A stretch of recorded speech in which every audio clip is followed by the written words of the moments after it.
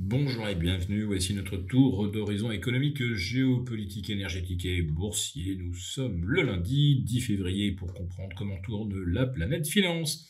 C'est sur l'inforruptible et nulle part ailleurs et l'épisode du jour, je vais l'intituler Record de l'or et déficit, mais quelle corrélation? Alors on pourrait soit mettre un point d'exclamation, soit mettre un point d'interrogation. Parce que visiblement, l'évolution de l'or depuis 4 mois, à contre-courant de taux qui se sont franchement redressés avant de se tasser un petit peu en début d'année, c'était tout à fait antinomique, voire contre-intuitif. En tout cas, ça déjoue toutes les règles qui veulent que l'or et les taux évoluent de façon diamétralement opposée. Alors bien sûr, je vous parle de l'or aujourd'hui parce qu'il établit un nouveau record absolu à 2910, c'est donc le cash. Sur le futur, avril, on est maintenant à 2925. Et puis on a toujours un petit peu ce mystère de l'argent. Alors certes, à 32,60, il n'est pas au plus bas de l'année, évidemment, mais il est encore loin de ses sommets d'octobre 2024, où il culminait à près de 35 dollars quand l'or était à 2800 ou 2790, c'est-à-dire l'or 4% plus bas, l'argent 7% plus haut.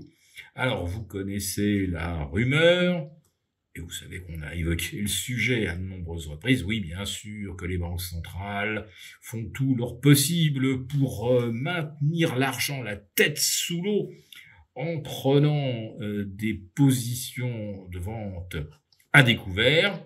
Alors tous les spéculateurs aux mains un peu fragiles se chargent en disant ça y est, l'argent va passer les 32,5 et derrière ça va être l'effet bouchon de champagne et puis quand au bout de 10 jours l'argent n'est pas passé et que vous commencez à douter un peu, vous finissez par vous couper le doigt ou vous couper le bras et voilà, les contre-spéculateurs remportent leur bras de fer une fois de plus. Mais il y a un moment où ça sera la dernière et là, ça sera un véritable tsunami avec probablement un phénomène de corner. Il n'y aura plus du tout de vendeurs de contrats à terme sur l'argent, ni sur l'or d'ailleurs. Il n'y aura plus que des acheteurs et des vendeurs, eux, obligés de courir après le papier, de couvrir leur position ou de livrer un métal qu'ils n'ont pas. Alors bon, les banques centrales, elles ont un petit peu d'or, mais si elles devaient livrer toutes les onces papier, il leur faudrait 10 fois le stock dont elles disposent. Je pense notamment à la Fed ou la Banque centrale d'Angleterre.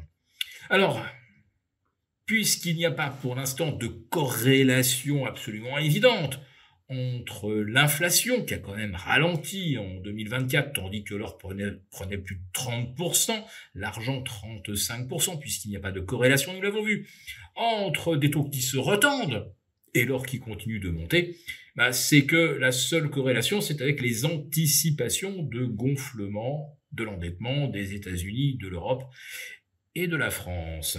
Parce qu'après l'adoption du budget, au bout de 49,3 seulement, pourrait-on dire, en 2025, rappelons-nous qu'il y en avait eu 21 pour l'adoption du budget 2024 et 16 pour celui de 2023, ça fait donc en tout 37, 49,3 dégainés par Elisabeth Borne pour faire passer deux budgets qui étaient totalement fallacieux, avec des hypothèses complètement fausses, des projections de recettes fiscales complètement délirantes ou mensongères.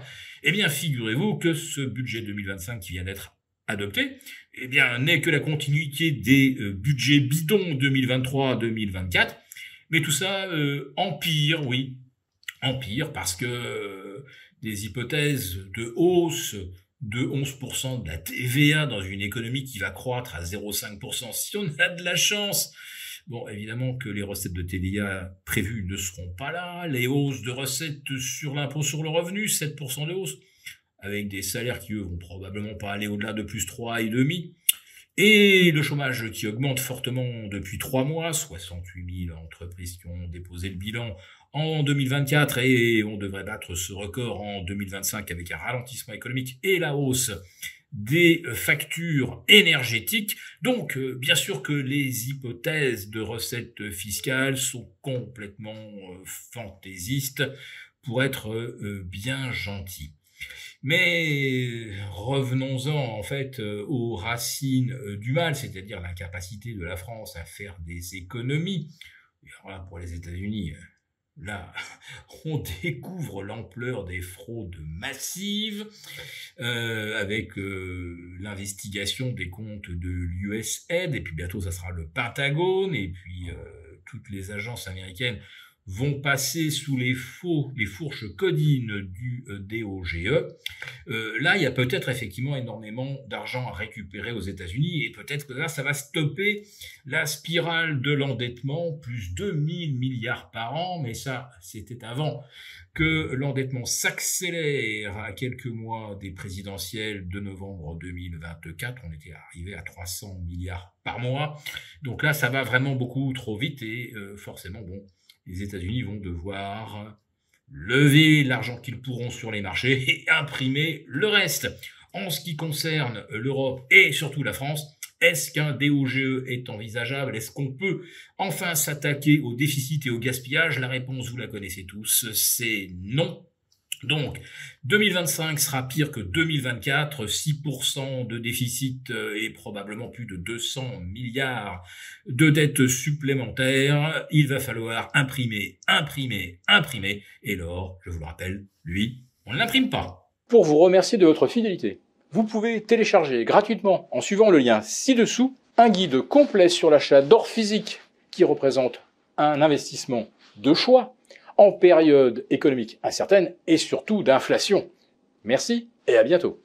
Merci beaucoup d'avoir regardé cette vidéo. N'hésitez pas à réagir dans les commentaires ou à liker et partager cette vidéo si le contenu vous a plu. Et pour ne rater aucune de nos prochaines émissions, vous pouvez vous abonner à notre chaîne et activer les notifications.